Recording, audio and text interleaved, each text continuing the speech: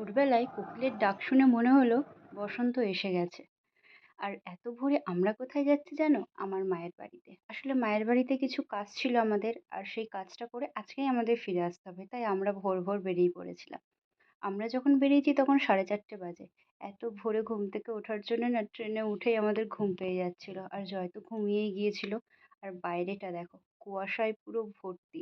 এদিকে দুপুরবেলায় গরম লাগে আর রাত্রেবেলায় লাগে ঠান্ডা। তারপর আর কি ট্রেনে বসে কুচিকচিক করতে করতে বাড়ি পৌঁছে গেলাম।